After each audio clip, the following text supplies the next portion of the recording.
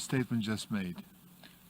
I now give the floor to the distinguished representative of the Philippines to introduce an address by the head of state.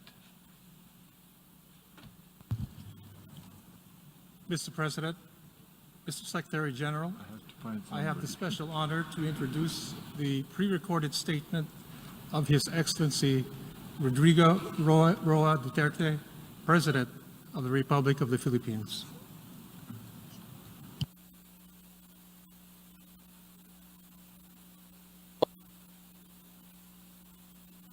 Mr. President of the United Nations General Assembly, Mr. Secretary General, Head of the State and Government, Excellencies, I am honored to address you today on behalf of the Filipino people on the 75th anniversary of the United Nations. The invisible enemy that is COVID-19 has brought about an unfamiliar global landscape and unleashed a crisis without precedent. It is the biggest test the world and the United Nations face since World War II. While the United Nations has brought relief and hope to so many countries and peoples around the world, it now finds itself saddled by a virus that has taken many lives and wrecked economies and social order. We are at a crossroads. How we address COVID-19 will define our future. For the Philippines, this means putting up all of the peoples of our United Nations at the core of this response. We will need to ask hard and fundamental questions about the vision and mission that the United Nations conceptualized 75 years ago. We need to ask ourselves whether or not we have remained true and faithful to the United Nations principles and ideas.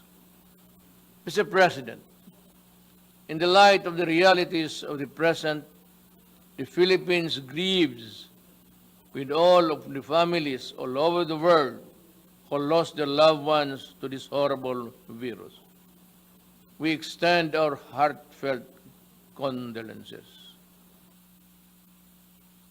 We salute all frontliners who put up their lives on the line even in countries not their own.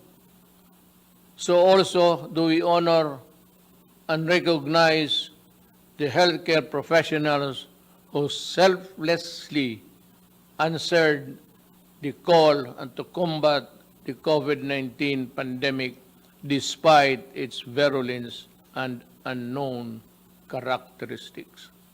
While each nation has its own strategy in fighting the pandemic, what the world needs are coordinated international plans and efforts to pursue a common purpose. COVID-19 knows no border, it knows no nationality, it knows no race, it knows no gender, it knows no age, it knows no creed. The Philippines values the role that the United Nations plays in its fight against the pandemic. And a middle-income country whose economic advantages have been derailed by the pandemic, we welcome the launch of the UN COVID Response and Recovery Fund. Ensuring universal access to anti-COVID-19 technologies and products is pivotal in the global pandemic recovery. The world is in the race to find safe and effective vaccine. When the world finds that vaccine, access to it must not be denied nor withheld. It should be made available to all rich and poor nations alike as a matter of policy. The Philippines joins our partners in the ASEAN and the non-aligned movement, and in raising our collective voice, the COVID-19 vaccine must be considered a global public good. Let us be clear on this. We can call for a global health agenda with enough resources and policy space for the World Health Organizations.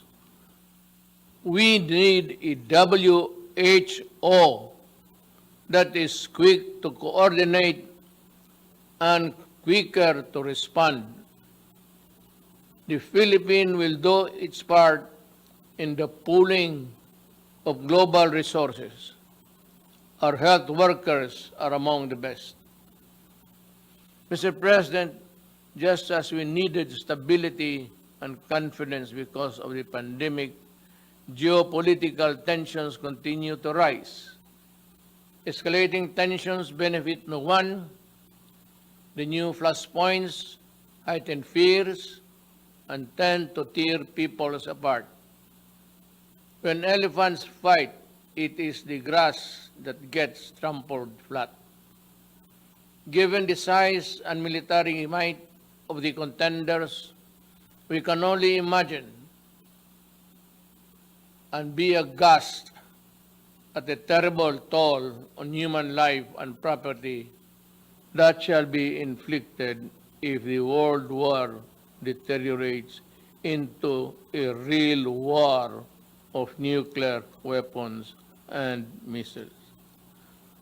I therefore call on the stakeholders in the South China Sea, the Korean Peninsula, the Middle East, and Africa. If we cannot be friends as yet, then in God's name, let us not hate each other too much. I heard it once said, and I say it to myself, complete agreement. Mr. President, Filipino migrant workers have been devastated by the pandemic. Many have lost not only their livelihood, but also their health and lives as well. Yet they go on in the front lines, healing, caring others in the different parts of the world. The Philippine government has embarked on an unprecedented repatriation program. More than 345,000 overseas Filipino workers needed to come home then. We have brought back half and are bringing back the rest. We thank the countries that have provided Filipino migrants with residence permit, access to testing, treatment, and related health services in this pandemic. We brought back most of our seafarers who were stranded because of COVID-19 restrictions. We pioneered with the IMO of the Green Lane for a safe changes of seafaring crews.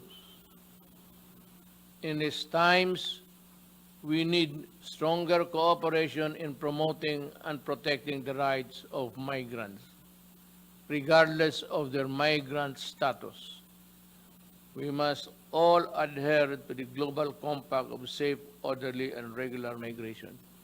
Unless states include all the migrants in this response to this pandemic, no one among us is safe until everyone is safe, as the Secretary General has said. With the poverty rate reduced at 16.6% and a sustained economic growth of 6.4%. Between 2010 and 2019, the Philippines was on track to becoming an upper middle income country by the end of 2020. But the pandemic has placed our economy in recession. Despite this downward pressure on growth, the Philippines remains committed to the Sustainable Development Goals. Mr. President, the same urgency needed to fight COVID-19 is needed to address the climate crisis. This is a global challenge that has worsened existing inequalities and vulnerabilities from within and between nations. Climate change has worsened, and the ravages of pandemic. People in the developing countries like the Philippines suffer the most. We cannot afford to suffer more. The Philippines joined the Paris Agreement to fight climate change. We call on all parties, especially those who have not made good their commitment to fight climate change, to honor the same. We call on all parties to strengthen communities and peoples for preparedness and resilience. We are talking about mankind and Earth, our one and only home. Mr. President, the Philippines will continue to protect the human rights of its people, especially from the scourge of illegal drugs, criminality, and terrorism. A number of interest groups have weaponized human rights, some well-meaning, others ill-intentioned. They attempt to discredit the functioning institutions and mechanisms of democratic country and a popularly elected government which in its last 2 years still enjoy the same widespread approval and support. These detractors pass themselves off as human rights advocates while preying on the most vulnerable humans, even using children as soldiers or human shields in encounters. Even schools are not spared from their malevolence and anti-government propaganda. They hide their misdeeds under the blanket of human rights, but the blood oozes through. To move forward, open dialogue and constructive engagement with the United Nations is the key, but this must be done in full respect of the principles of objectivity, non-interference, non-selectivity, and genuine dialogue. These are the fundamental basis for productive international cooperation on human rights. Mr. President, terrorism looms large. As I said at the Aqaba process, the Philippines will do everything and partner with anyone who would sincerely desire to protect the innocent from terrorism in all its manifestations. The Marawi siege, where foreign terrorist fighters took part, taught us that an effective legal framework is crucial.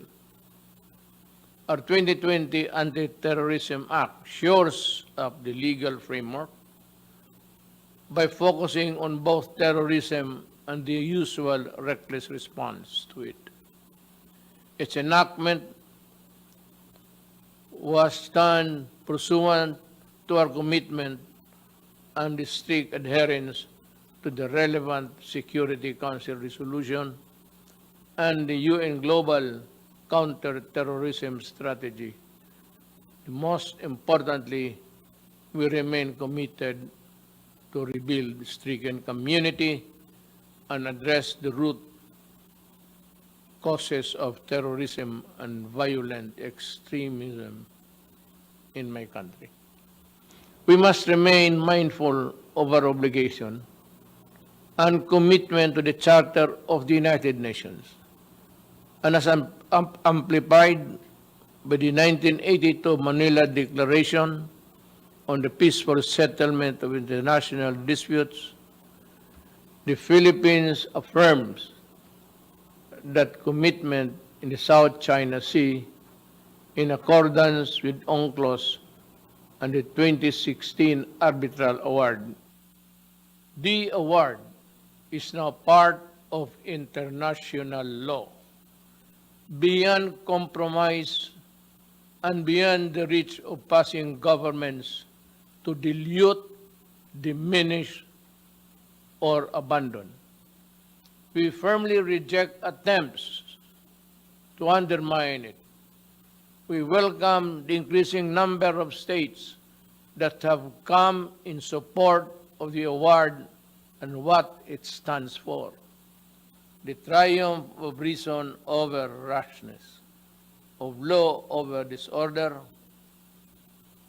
of amity over ambition. This, as it should, is the majesty of the law.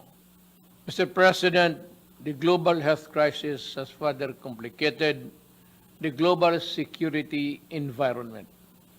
But no aspiration nor ambition can justify the use of weapons that destroy indiscriminately and completely.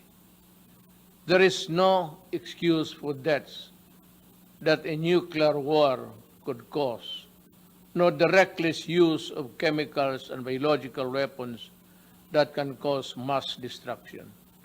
These weapons of death puts us all at mortal risk, especially if they fall into the hands of terrorists without a shred of humanity in their soul.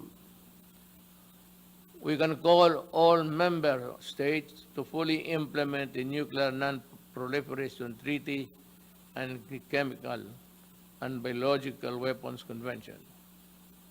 I have asked the Philippine Senate to ratify the Treaty on the Prohibition of Nuclear Weapons, and importantly, we were among those to sign it first. Mr. President, the Philippines has a long history of opening its doors to the refugees. From the White Russians following the 1917 revolution, and the European Jews in the Second World War, and the Vietnamese in the late 1960s, and the Iranians displaced by the 1979 revolution, among others. The Philippines continue to honor this humanitarian tradition in accordance with our obligation under the 1951 Convention of the Status of Refugees and the 1967 Protocol. But lest we forget, helping the most vulnerable, those displaced by conflict, persecution, and political instability is a shared responsibility of all countries. As I have said many times, the doors of the Philippines are open, as they have always been, to everyone fleeing for safety, such as the Rohingyas. In the face of mounting refugee crisis worldwide, let us work together towards ending the conflicts and conditions that force people to flee their homes. Mr. President, as our societies become more diverse yet interdependent, social cohesion issues come to the fore. Mutual understanding always accompanied by mutual tolerance between those of different faiths and cultures is the only foundation of societies at peace with itself and all others. Finally, I express gratitude to the gallant peacekeepers including our own, who advance the cause of peace in the most difficult situations. From the Golan Heights in the Middle East to Liberia in West Africa, Filipino peacekeepers put themselves in the front line between the vulnerable and those who seek harm. We are committed to increasing Philippine footprint in UN peacekeeping operation with increased participation of women. Again, Mr. President, to defeat COVID-19 pandemic and other challenges, we must work with seamless unity, which demands complete mutual trust and the conviction that we will win or lose together. We cannot bring back the dead, but we can spare the living, and we can build back better, healthier, and more prosperous and just societies. To this end, we rededicate ourselves to the multilateralism. The UN remains humanity's essential organization, but it is only as effective as we make it. To make significant changes, we need to be bold. We need the same collective courage that finally made the United Nations a reality 75 years ago. We need to act on long-standing recommendations to improve the Security Council's composition and the working together and working methods, to strengthen the role of the General Assembly and to streamline the processes and the operation of the UN. Indeed, to be ready for the new global normal, it cannot be business as usual for the UN. Let us empower the UN, reform it to meet the challenges of today and tomorrow. Let us strengthen it so it can fully deliver its mandate to maintain peace and security, uphold justice and human rights, and promote freedom and social progress for all. After all, we are the United Nations. Thank you.